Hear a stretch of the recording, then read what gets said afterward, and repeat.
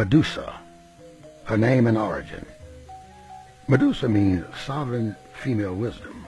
In the Indian Sanskrit, it is called Meta. In Greece, Metis. In Egypt, it is Ma'at. Medusa was really a gift imported to Greece from Africa, where she was worshipped by the Amazons as their serpent goddess. Medusa, Metis, was the destroyer aspect of the great triple goddess, also called Neith, Anith, Athene, or Athena in North Africa, and Athena in 1400 BC Minoan Crete.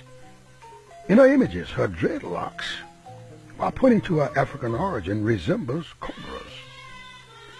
This African goddess has been much maligned by the Greek myth that conveys the general information we have inherited about her. She appears to have been worshipped in Africa before being acculturated in some of the other cultures about the Mediterranean, such as Italy and Spain. Here's what scholar Norma Laurie Green has to say about this African goddess, priestess, Queen Medusa. I quote, "Medusa was so remarkable for her person that the black god Poseidon fell in love with her.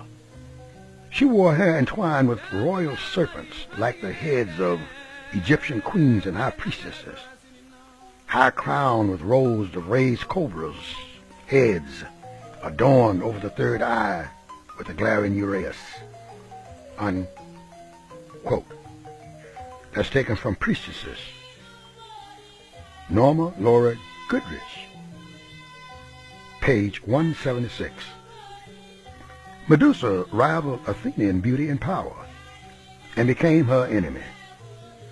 Perseus is said to have surrendered to her beauty while she was dead, which provides a reason why he took her head with him to show the Greeks.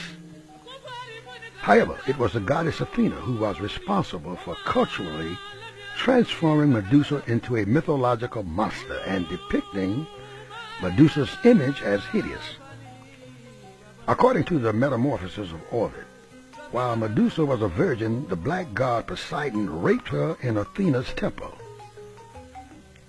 Athena, however, placed all the blame on Medusa, who was the victim of this sacrilegious act, and punished her by culturally depicting her loveliest feature and storehouse of power, her dreadlocked hair, as snakes.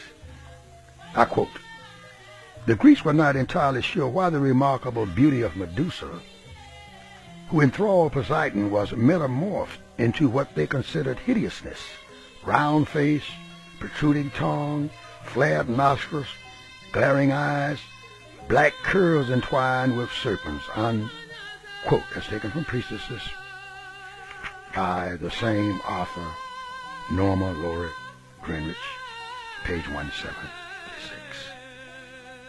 My own opinion about the appearance of Medusa's hair is based on the hairstyle of many persons of African descent, notably those of the West Indies, is that the cobras were really dreadlocks.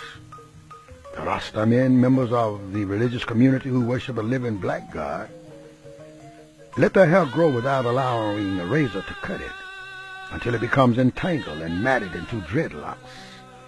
These locks resemble entwined cobras. Medusa, quite simply, was an African goddess whose dreadlocks were her life force and power.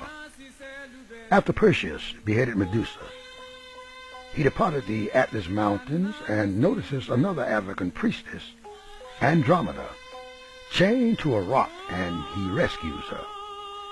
Consequently, this Perseus is responsible for transporting two African priestesses to Europe. Priests and priestesses are normally repositories of their people's religious traditions and rituals. Thank you.